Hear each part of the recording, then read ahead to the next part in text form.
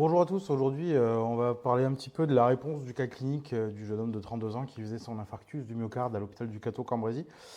L'idée de ce cas, c'était un petit peu de vous faire réfléchir sur la prise en charge médicamenteuse et médicale à mettre en place pour ce patient et paramédicale également.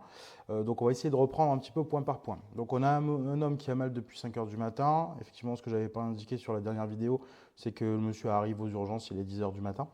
Bon, en tout cas, ça ne change pas grand-chose puisque son ECG qualifiant est fait à 10h15. Globalement, l'idée chez ce monsieur, c'est de réfléchir est-ce qu'on va avoir le temps de l'amener sur table de coronarographie. C'est tout l'intérêt, hein, parce que là, on est loin d'un plateau, hein, donc il faut se poser la question est-ce que ce monsieur, on le thrombolise ou est-ce que ce monsieur, on le pré-traite pour qu'il puisse aller sur table de coro pour faire une angioplastie primaire. Bon, alors la discussion, elle a lieu pas tout seul, hein, il faut en discuter à la fois avec le cardiologue qui va recevoir le patient en musique derrière et à la fois avec le régulateur du SAMU éventuellement, de pré-traiter le monsieur et de l'envoyer sur table de coro. Et effectivement, il est arrivé légèrement hors délai par rapport aux recommandations, puisqu'il est arrivé un peu après 90 minutes.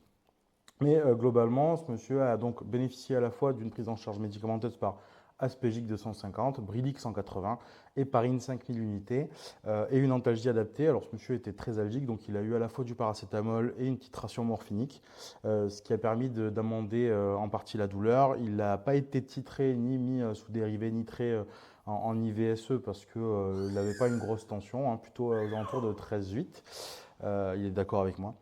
Et donc derrière, ce qui s'est passé, c'est qu'il a été transféré en SMUR médicalisé par l'équipe de Valenciennes, qui l'a pris en charge et qui l'a amené sur la table de coronarographie où effectivement on a vu une IVA complètement bouchée et qui a bénéficié d'une pose de stent à ce moment-là. Donc il n'a pas fait d'événement arythmique ou quoi que ce soit qui aurait pu gréver son pronostic. Donc tout s'est plutôt bien passé pour lui.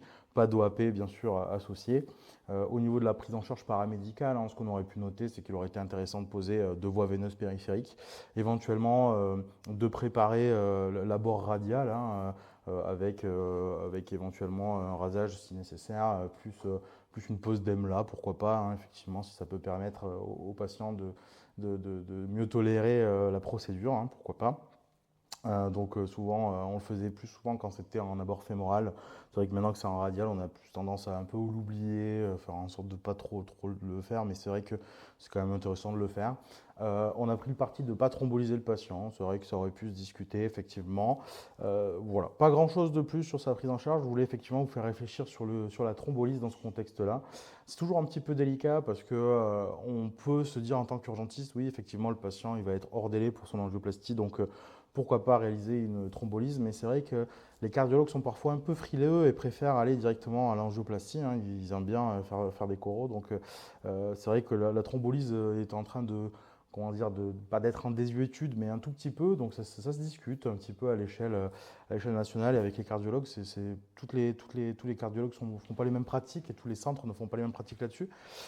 Mais c'est vrai que c'est très rare. Moi, j'ai très rarement vu des thrombolyses de patients pour des SCA-ST+, pour lesquels on préfère quand même aller à l'angioplastie primaire, hein. Donc, c'est vrai que ça se discute. J'aimerais bien avoir l'avis des cardiologues dans la salle pour voir un petit peu si vous avez l'habitude de proposer la thrombolyse à ces patients qui sont un peu loin de vos centres, ou si c'est des choses que vous faites de moins en moins, et si oui, pourquoi? Est-ce que c'est par habitude? Est-ce que c'est parce que vous avez des datas là-dessus?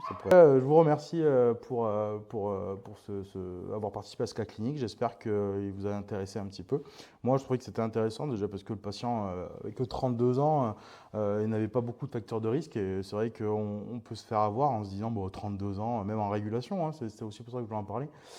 Un patient, 32 ans, qui appelle pour une douleur thoracique, c'est vrai qu'on a tendance parfois à se dire, bon, ça ne doit pas être bien grave, surtout s'il n'a pas beaucoup de facteurs de risque cardiovasculaire.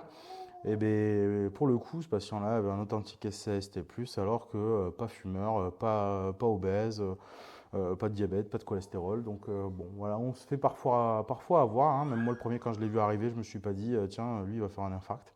Il n'était pas forcément très bien, mais j'aurais pas pensé qu'il faisait un infarct quand même. Donc vous voyez, parfois on se fait avoir. C'est pour ça qu'il faut être assez systématique, que ce soit en régulation ou que ce soit aux urgences. Surtout pas passer à côté d'un ECG pour un patient ou pas se dire on le verra dans une heure le CG, c'est pas très grave.